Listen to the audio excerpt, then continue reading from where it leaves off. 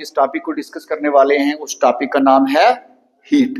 ये class 7th का science का टॉपिक है। जब आप बच्चे 9th में चले जाएंगे तो वहां पर साइंस को हमने 3 भागों में डिवाइड कर दिया है, फिजिक्स, केमिस्ट्री और बायोलॉजी। तो यहाँ पर जिस टॉपिक को आज हम पढ़ने जा रहे हैं असल में ये एक फिजिक्स का टॉपिक है और इसको आप जब बड़ी क्लासेस में जाएंगे तो काफी ज्यादा डिटेल में पढ़ेंगे। जितना हमारे सिलेबस के अंदर ये डिटेल है आज हम उसको यहाँ पर डिस्कस करेंगे। तो आज के इस टॉपिक में हम क्या क्या देखने वाले हैं, एक हम हीट को पढ़ेंगे, दूसरा हम ट्रांसफर ऑफ हीट को पढ़ेंगे, तीसरा हम टेम्परेचर के बारे में पढ़ेंगे और टेम्परेचर को मेजर करने के लिए जिस इंस्ट्रूमेंट को बनाया गया है जिसको हम थर्मामीटर बोलते हैं, हम थर्मामीटर को पढ़ेंगे। तो 3 थर्मामीटर को हम डिस्कस करेंगे, लेकिन 2 थर्मामीटर को हम देखेंगे भी आज और देखने के बाद आपको मैं बताऊंगा भी कि उन थर्मामीटर का किस तरीके से इस्तेमाल किया जाता है। उसके बाद काइंड्स ऑफ क्लॉथ्स, हम किन किन कपड़ों को इस्तेमाल करते हैं किन किन सीजन में, यानी गर्मियों में किन कैसे कपड़े हम पहनते हैं और सर्दियों में हम कैसे कपड़े पहनते हैं। तो चलिए सबसे पहले शुरू करते हैं। हीट क्या है? हीट एनर्जी का एक फॉर्म है। हीट क्या है? एनर्जी का एक फॉर्म है। जैसे हमारे पास लाइट एनर्जी है, विंड एनर्जी है, साउंड एनर्जी है, ठीक उसी तरीके से हीट भी क्या है? एक एनर्जी है। ठीक है, हीट भी क्या है? एक एनर्जी है। अब हीट हमें सेंस करवाती है, महसूस करवाती है कि कौन सी चीज गर्म है और कौन सी चीज ठंडी है। ठीक है बच्चों, अब हमारे पास बुक में जैसे दिया है कि आप कुछ एक्टिविटीज के द्वारा बच्चों से ये पता लगाओ कि कैसे आपको पता चलेगा कौन सी चीज ठंडी है या कौन सी गर्म है। मान लीजिए कि मेरे पास एक कप है और उसमें मैंने चाय डाली है, तो आपको कैसे पता लगेगा कि ये चाय गर्म है या ठंडी है? तो आप यानी उसको पियोगे तो पता चलेगा, या आप कप के साथ हाथ टच करोगे तो आपको पता चलेगा। सिमिलरली अगर आपने गर्म चाय कप में डाली, आप उसमें एक स्पून डाल देते हो, चम्मच स्टील का डाल देते हो, तो थोड़ी देर के बाद क्या होगा? वो चम्मच भी क्या हो जाएगा? गर्म हो जाएगा। तो टच करके आप देख सकते हो कि भाई ये गर्म हो गया। इसी तरीके से आपके घर में अगर कोई बर्तन है, कोई पैन है, कोई बर्तन है, उसका जो हैंडल है, आप बर्तन को आपने स्टोव के ऊपर रखा हुआ है तो बर्तन गर्म हो गया, तो क्या उसका हैंडल भी गर्म होगा कि नहीं होगा? होगा ना, तो वो भी गर्म हो जाएगा। आप आइसक्रीम खा के पता लगाएंगे कि ये चीज ठंडी है या गर्म है, तो क्या है? वो ठंडी है। तो ऐसे हम बहुत सारे एक्टिविटीज करके, बहुत सारी चीजों को टच करके ये बता सकते हैं कि वो ठंडी है या गर्म है। अब बच्चों 2 चीजें याद रखनी है। एक, जो एनर्जी होती है उसको हम एक फॉर्म से दूसरे फॉर्म में ट्रांसफर हो सकती है, यानी एनर्जी एक फॉर्म से दूसरे फॉर्म में ट्रांसफर हो सकती है, तब्दील हो सकती है। सिंपल एग्जांपल लेते हैं। आप अपने घर में गैस जलाते हो, एलपीजी गैस का इस्तेमाल करते हो।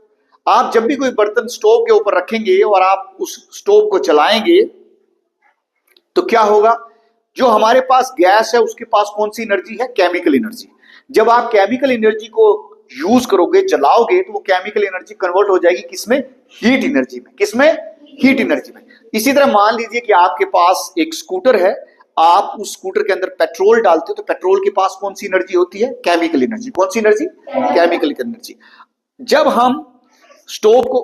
हम उस स्कूटर को स्टार्ट करेंगे तो वो जो पेट्रोल डाला था उसमें जो केमिकल एनर्जी थी वो जलने लगेगी। वो पेट्रोल जलेगा, उसके जलने से वो कन्वर्ट हो जाएगा किसमें?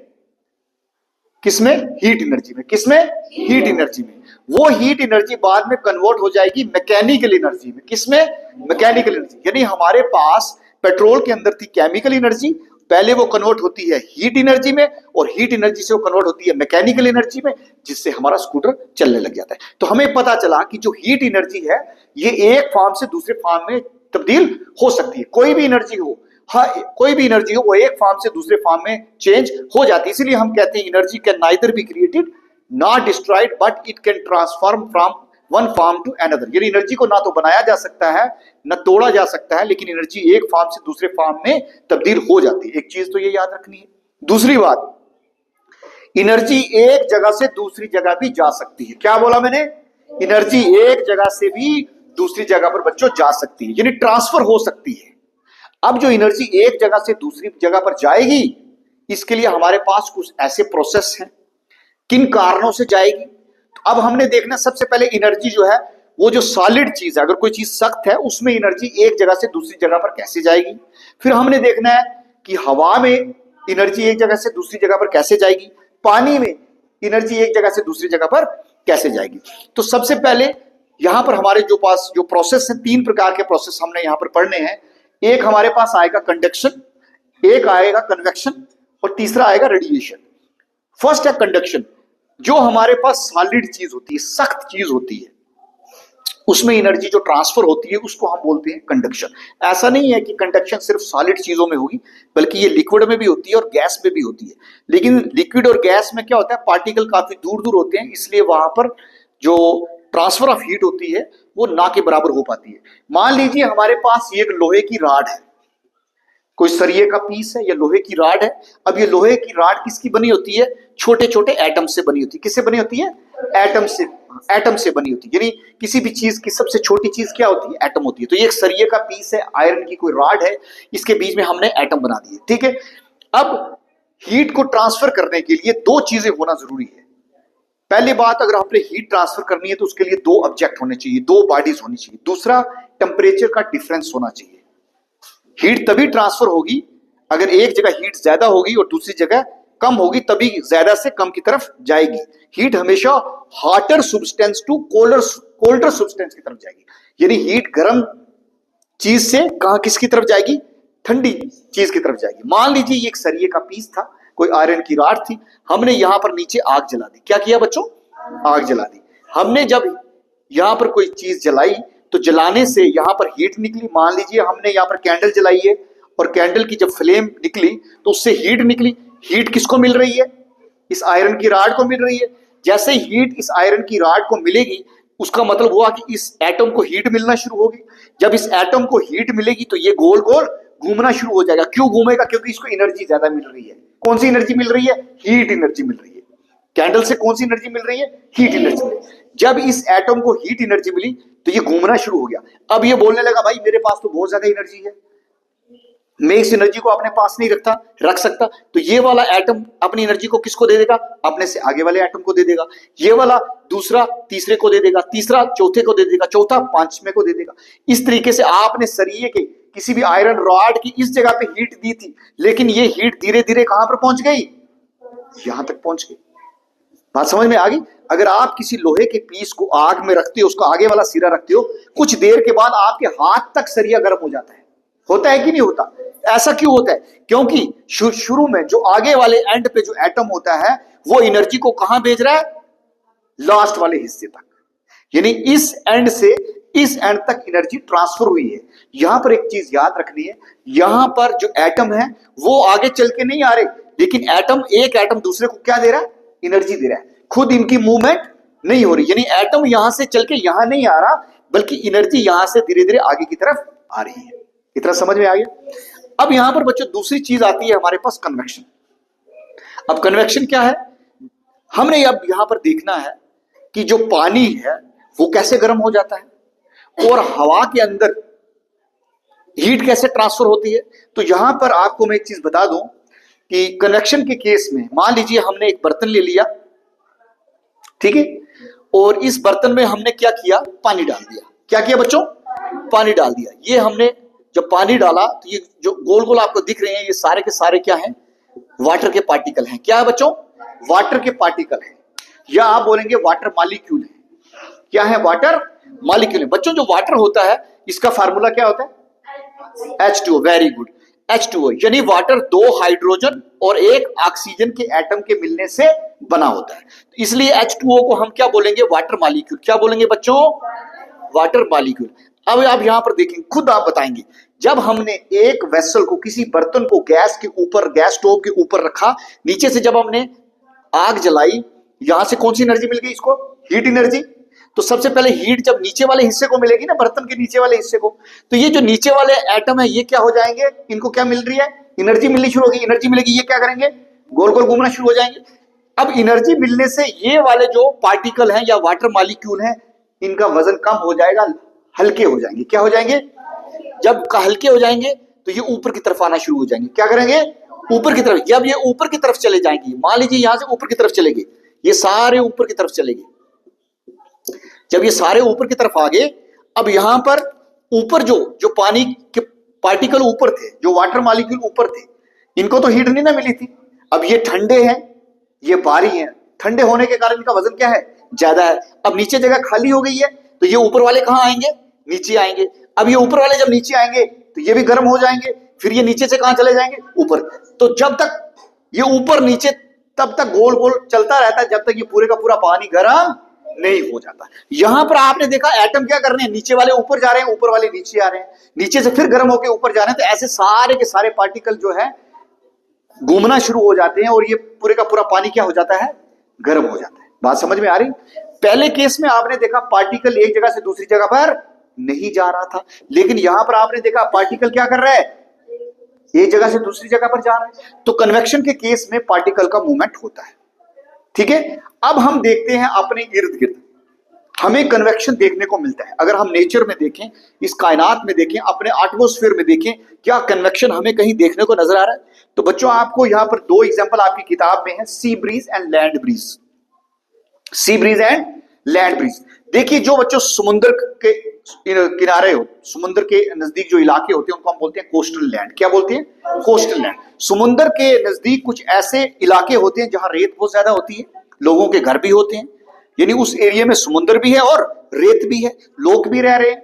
अब वहां पर क्या होता है, दिन के टाइम में जब सूरज चढ़ता है तो वो रेत वाला हिस्सा जल्दी से गर्म हो जाता है। रेत क्या हो जाती है, गर्म हो जाती है, बहुत जल्दी गर्म हो जाती है। अब जब रेत गर्म हो जाएगी, जब हवा उस रेत के साथ टच होगी, यानी हवा के पार्टिकल जब उस रेत के साथ टच होंगे वो भी क्या हो जाएंगे, गर्म हो जाएंगे। गर्म होने से वो हल्के हो जाएंगे और ऊपर की तरफ चले जाएंगे। मान लीजिए यहां पर ये लैंड था और यहां पर ये रेत थी, और इस रेत सन की वजह से गर्म हो गई, और जब एयर आई, एयर इसके साथ जुड़ी, एयर भी गर्म हो गई, और नीचे वाली एयर जब गर्म होगी तो हमने अभी पढ़ा कि जो चीज गर्म होती है वो हल्की हो जाती है और ऊपर की तरफ चली जाती है। अब ये एयर पार्टिकल ऊपर की तरफ जगह चली गई। जब एयर पार्टिकल ऊपर की तरफ चले गए तो नीचे जगह खाली हो गई। अब उसी वक्त क्या होता है, दिन के टाइम मैंने क्या कहा कि रेत बड़ी जल्दी गर्म हो जाती है, और रेत के गर्म होने के कारण जो हवा है वो हवा के पार्टिकल भी क्या हो जाते हैं, गर्म हो जाते हैं, और गर्म होने की वजह से वो क्या हो जाते हैं, ऊपर चले जाते हैं। लेकिन उसी वक्त समुद्र का जो पानी है वो ठंडा होता है, और समुद्र के पानी के ऊपर जो हवा होती है वो भी ठंडी होती है, और वो हवा समुद्र से कहां मूव करेगी, कहां मूव करेगी, इस लैंड की तरफ। समुद्र वाली हवा किधर मूव करेगी, लैंड की तरफ, जमीन की तरफ मूव करेगी, क्योंकि जमीन में नीचे नीचे क्या है, प्रेशर कम है, क्योंकि हवा ऊपर चली गई थी, नीचे जगह खाली हो गई थी। अब समुद्र वाली हवा यहां पर आ गई और यहां वाली हवा समुद्र की तरफ चली गई। तो जो समुद्र वाली हवा जब लैंड की तरफ आती है उसको हम बोलते हैं सी ब्रीज। क्या बोलेंगे, सी ब्रीज। यानी दिन के टाइम में समुद्र से ठंडी हवा लैंड की तरफ आती है। अब रात को उल्टा हो जाएगा, रात को क्या होगा, रेत एक जल्दी से ठंडी हो जाती है, लेकिन समुद्र का जो पानी की ऊपर वाली लेयर है वो गर्म रहती है, और समुद्र के पानी की ऊपर वाली जो लेयर है वो गर्म रहती है, और वहां पर जब उस हवा के पार्टिकल उसके साथ जुड़ेंगे वो गर्म हो जाएंगे, वो ऊपर की तरफ चले जाएंगे, और वहां प्रेशर कम डेवलप हो जाएगा, और जमीन जो ठंडी है, यहाँ की हवा जो है वो भारी है, और तब जमीन वाली जो हवा है, लैंड वाली हवा जो वो समुद्र की तरफ जाती है। यानी रात को लैंड से हवा कहां जाएगी, समुद्र की तरफ, तब हम उसको बोलेंगे लैंड ब्रीज। क्या बोलेंगे, लैंड ब्रीज। दिन में समुद्र से ठंडी हवाएं लैंड की तरफ आती हैं, और रात को लैंड से ठंडी हवाएं समुद्र की तरफ जाती हैं, इसलिए हम उसको बोलते हैं लैंड ब्रीज। तो ये है कन्वेक्शन के जरिए होता है। ऐसे किसके जरिए होता है, कन्वेक्शन के जरिए। अब बच्चों तीसरी चीज आती है रेडिएशन। सूरज सबको पता है, सबने सूरज देखा है। सूरज से भी हमें हीट मिलती है कि नहीं। जब सूरज निकलता है बच्चों दो चीजें मिलती है, एक तो रोशनी मिल रही है, लाइट मिल रही है, हम चीजों को देख पा रहे हैं, और दूसरा हम गर्म भी हो रहे हैं, है ना। अब जब ठंड लगती है आप नहा के सूरज के नीचे खड़े हो जाते हैं ना, सामने खड़े हो जाते, भाई क्यों खड़े हो जाते हो, क्योंकि सूरज से हमें क्या मिल रही है, हीट एनर्जी मिल रही है। क्या मिल रही है, हीट। तो सूरज से जो हीट हमारे तक ट्रांसफर हो रही है, आ रही है, ये किसके द्वारा आ रही है, रेडिएशन की फॉर्म में। कैसे, रेडिएशन की फॉर्म में। पहले जो दो केसेस आपने देखे, कंडक्शन और कन्वेक्शन, उसमें मीडियम चाहिए, यानी सॉलिड चीज कोई होगी तो हीट ट्रांसफर होगी। दूसरे केस में हमने देखा पानी जो है या हवा जो है चाहिए, पानी के जरिए हीट ट्रांसफर हो रही है, हवा के जरिए हीट ट्रांसफर हो रही है, लेकिन सूरज की जो रोशनी है इसको कोई मीडियम की जरूरत नहीं है। सन से जो हीट आ रही है इसको कोई मीडियम की जरूरत नहीं है, वे वैक्यूम से भी हमारे पास आ रही है। तो सबसे जल्दी जो हीट ट्रांसफर होती है वो किसके द्वारा होती है? रेडिएशन के द्वारा। अब देख लीजिए, मान लीजिए कि आपके पास ये कैंडल है, मोमबत्ती है, आप अपने हाथ रखते हो कैंडल के पास पास, आपके हाथ गर्म होते हैं कि नहीं? तो ये किसकी एग्जांपल आ गई? रेडिएशन। किसकी एग्जांपल आ गई? रेडिएशन। इतना सभी को अभी तक समझ में आ गया? अब बच्चे हम आगे बढ़ते हैं। आगे हमारे पास आता है टेम्परेचर। देखिए, जो हीट है और जो टेम्परेचर है दोनों अलग चीजें हैं। हीट एक एनर्जी है और टेम्परेचर क्या है? टेम्परेचर एक फिजिकल क्वांटिटी है जिसके द्वारा हम किसी भी चीज को मेजर करते हैं। यानी टेम्परेचर एक ऐसी चीज है हमारे पास, एक ऐसी क्वांटिटी है जिसके द्वारा हम मेजर कर सकते हैं ये चीज गर्म है या ठंडी है। अगर हम हीट ज्यादा देते हैं, अगर हम हीट ज्यादा देते हैं तो हम बोलेंगे टेम्परेचर बढ़ गया। अगर हम हीट कम देते हैं तो हम बोलेंगे टेम्परेचर कम हो गया। यानी हीट ज्यादा देने से टेम्परेचर बढ़ जाता है और हीट कम करने से टेम्परेचर कम हो जाता है। तो टेम्परेचर से हम सिर्फ ये पता लगा सकते हैं कि ये चीज गर्म है या ठंडी है। अब टेम्परेचर की कुछ यूनिट होती है, यानी टेम्परेचर को मापने के लिए कुछ यूनिट है हमारे पास, जैसे सेल्सियस है, केल्विन है, फ़ारेनहाइट है। तो सेल्सियस, एशिया के अंदर सेल्सियस का इस्तेमाल किया जाता है, यूनाइटेड स्टेट ऑफ अमेरिका में फ़ारेनहाइट का इस्तेमाल किया जाता है। अभी हम इसकी बात करेंगे। जब आपको बुखार हो जाएगा तो बुखार के लिए हम क्या करते हैं? तो बच्चों, जो अभी हमने बात की कि टेम्परेचर से हम किसी भी चीज को मेजर कर सकते हैं कि ये चीज ठंडी है या गर्म है। कोई चीज कितनी गर्म है या कितनी ठंडी है, ये हम किसके द्वारा पता लगा सकते हैं? हम टेम्परेचर के जरिए बता सकते हैं। लेकिन टेम्परेचर, किसी भी चीज का टेम्परेचर बताने के लिए, ये कितना ठंडा है कितना गर्म है, उसके लिए हमने एक इंस्ट्रूमेंट बनाया है। क्या बनाया है? एक इंस्ट्रूमेंट बनाया है। एक ऐसी चीज बनाई है जो बता सकती है किसी चीज का टेम्परेचर कितना है, कम है या ज्यादा है। उसके लिए जो हमने इंस्ट्रूमेंट बनाया बच्चों, वो है हमारे पास थर्मामीटर। वो क्या है? थर्मामीटर। अब आप मेरे देखेंगे, मेरे हाथ में ये 3 किस्म के थर्मामीटर हैं। हम इनकी बात करेंगे। ये 3 किस्म के थर्मामीटर हैं। क्या है ये थर्मामीटर का काम होता है किसी भी चीज का क्या बताना? टेम्परेचर बताना, कि टेम्परेचर कितना कम है और टेम्परेचर कितना ज्यादा है। इतना बात समझ में आ गया? अब बच्चों हम आते हैं सबसे पहले थर्मामीटर के ऊपर। किसके ऊपर? थर्मामीटर के ऊपर। तो यहां पे हमने तो बच्चों हमारे पास 3 किस्म के थर्मामीटर आते हैं। एक है मैक्सिमम एंड मिनिमम थर्मामीटर। क्या है? Maximum and minimum thermometer. ये आपके सिलेबस का हिस्सा नहीं है, लेकिन ये थर्मामीटर कुछ ऐसा यू शेप का होता है। हम इस थर्मामीटर की मदद से बता सकते हैं कि दिन में सबसे ज्यादा टेम्परेचर कितना था और सबसे कम टेम्परेचर कितना था। तो एक साइड पे इसमें ज्यादा टेम्परेचर नोट होता है और एक साइड पे कम टेम्परेचर की रीडिंग दी होती है। सेकंड बच्चों, जिसके बारे में हमने अभी डिटेल में पढ़ना है, वो है क्लिनिकल थर्मामीटर। क्या है? Clinical thermometer. आप बच्चों को कभी बुखार हुआ? तो बुखार जब भी होता है आप डॉक्टर के पास जाते हो तो डॉक्टर कुछ ऐसी चीज आपके मुंह में डालेगा या आपकी बाजू के नीचे यहां पे रख देगा, आर्मपिट के नीचे रख देगा। देखिए ये सब नहीं, ये चीज। अब बच्चों एक थर्मामीटर आजकल ऐसा चला है, देख लीजिए इसको। इसको हम बोलते हैं डिजिटल थर्मामीटर। क्या बोलते हैं? Digital thermometer. और ये कांच से बना हुआ थर्मामीटर, इसको हम ग्लास लिक्विड थर्मामीटर भी कहते हैं। क्योंकि अब इस थर्मामीटर की हमने बात करनी है, क्योंकि आपके बुक्स के अंदर ये वाला जो ग्लास लिक्विड थर्मामीटर है इसकी हम बात करेंगे। ये इस थर्मामीटर का बच्चों मैंने स्ट्रक्चर यहां पे बना दिया है।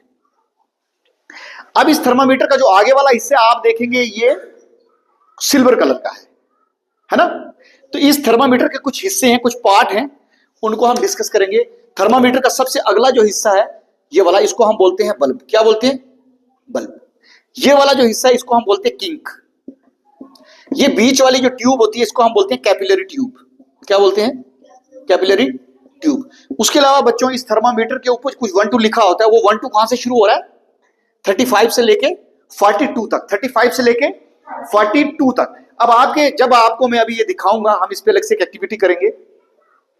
ये जो थर्मामीटर है इसमें आगे, सबसे आगे एक एलिमेंट भरा होता है। क्या भरा होता है? एक एलिमेंट। उस एलिमेंट का नाम है बच्चों मरकरी। क्या नाम है? जब हम इसको अपने मुंह के अंदर रखेंगे, मुंह में कैसे रखना है? इसका तरीका क्या है? हमें अपनी जीभ को ऊपर लेना है और जीभ के नीचे दबा देना है। इसको कम से कम 3 से 4 मिनट तक जीभ के नीचे रहने दिया जाता है। जब हम इसको जीभ के नीचे रखते हैं तो जो आगे मरकरी है ये गर्म हो जाएगा, इसको जीभ की गर्मी मिलेगी और ये पिघलने के बाद इस ट्यूब में आगे की तरफ आना शुरू हो जाएगा। जब आगे की तरफ आना शुरू हो जाएगा, जब ये आगे की तरफ बच्चों आना शुरू हो जाएगा, तो हम नोट करेंगे कि ये आगे कहां तक गया है, ये आगे कहां तक गया है। ठीक है बच्चों, अगर ये 37 डिग्री से आगे चला गया तो इट मीन कि आपको बुखार है। कहां से आगे? 37 से आगे चला गया तो इट मीन आपको बुखार है। मेरी बात समझ गए? अब इस पे रीडिंग 35 से 42 डिग्री है, यानी 35 से 42 डिग्री जो सेल इस पे क्यों लिखा होता है? क्योंकि हमारी बॉडी का जो टेम्परेचर है वो 35 से 42 डिग्री के बीच में रहता है। अब रिसर्च के दौरान हमने देखा कि मैक्सिमम जो लोग होते हैं उनकी बॉडी का टेम्परेचर 37 डिग्री होता है। मैक्सिमम लोगों का कितना है बच्चों?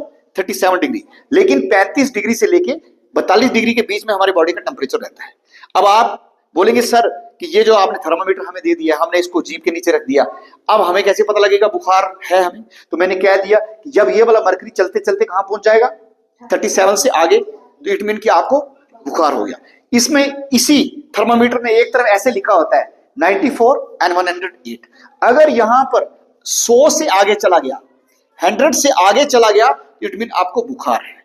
ये नीचे वाला जो हम मेजर करते हैं, इसको मेजर करते हैं सेल्सियस में, यानी 38 डिग्री सेल्सियस अगर आपको हो गया तो बुखार होगा। और इधर हम बोलेंगे 100 डिग्री फ़ारेनहाइट हो गया तो आपको क्या हो गया? बुखार हो गया। बात समझ में आ गई? आप सेल्सियस में भी बुखार को देख सकते हो और फ़ारेनहाइट के जरिए से भी आप बुखार को देख सकते हो। ठीक है, अब इसमें ये जो बीच में किंक बना होता है, जैसे मुंह से बाहर निकालोगे ये मरकरी इमीडिएट भाग के वापस ना आ जाए, इसलिए यहां पर ऐसे वी शेप्ड किंक बना होता है। ये रुकावट पैदा करता है ताकि मरकरी जल्दी से पीछे ना आ जाए। ठीक है, अब आपने जब किसी निकाल के देख लिया, चेक कर लिया, अब आपने क्या करना है? जब किसी दूसरे बंदे को लगाना है उससे पहले आपने इसको ऐसे हिलाना है ताकि मरकरी अपनी जगह पे वापस आ जाए, और फिर कार्टन से पकड़ के इसको ऐसे आगे से पीछे की तरफ ऐसे साफ करना है। और साफ करने के बाद फिर हमने किसी दूसरे बंदे को यूज करना है, तो इसको पहले अच्छे से सैनिटाइज करना है, ठीक है, साफ करना है, तब हम दूसरे बंदे को यूज करते हैं। लेकिन ये अभी इतना यूज नहीं होता हॉस्पिटल में, ये यूज नहीं हो रहा। क्यों नहीं हो रहा? क्योंकि यहां पर मरकरी डाला है। गलती से आपने कहीं इसको तोड़ दिया, दांत से तोड़ दिया, या कहीं ये गिर के टूट गया, ये वाला मरकरी अगर गलती से भी आपकी जीभ के साथ लग गया तो अंदर जाएगा, तो अंदर आपको बहुत खतरनाक नुकसान होगा। ठीक है, बहुत ज्यादा नुकसान होगा, यानी डेथ के चांसेस बन जाते हैं मरकरी से। इसलिए मरकरी थर्मामीटर को बंद कर दिया गया है। अभी भी कुछ हॉस्पिटल में आपको मिलता है। आजकल बच्चों जो चल रहा है वो ये है, इसको हम बोलेंगे डिजिटल थर्मामीटर। जूम करके दिखाएंगे आप बच्चों को, इसको बोलेंगे डिजिटल थर्मा। क्या बोलेंगे बच्चों? अब इसमें बच्चे यहाँ पे बटन है, इसको मैं ऑन कर रहा हूं, इसको मैं दबा रहा हूं, यहां पर दबाने के बाद यहां पर L0 आता है। क्या आता है? आपको नजर आ रहा है सबको? ये जो L0 जब आ गया तो आपने फौरन इसको अपनी जीभ के नीचे रख लेना है। क्या करना है? जीभ के नीचे रखना है। अब मैं इसको अगर रखूं तो देखता हूं क्या आएगा।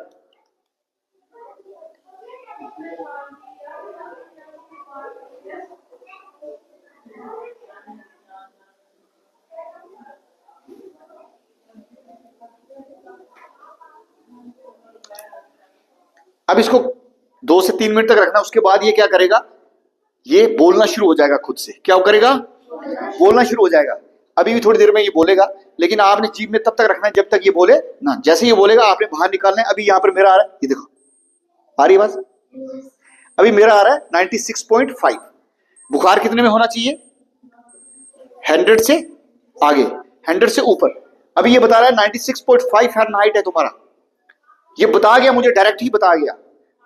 इसमें हमने मरकरी को आगे चलता हुआ देखना नहीं है, यहां पर सेंसर लगा होता है, एकदम हमें बता देता है। तो अब आप, मुझे लगता है जब भी कोई डॉक्टर के पास जाएंगे, जब भी डॉक्टर अपने हाथ में ये पकड़ेगा, आपको पता चल जाएगा इस थर्मामीटर का नाम क्या है?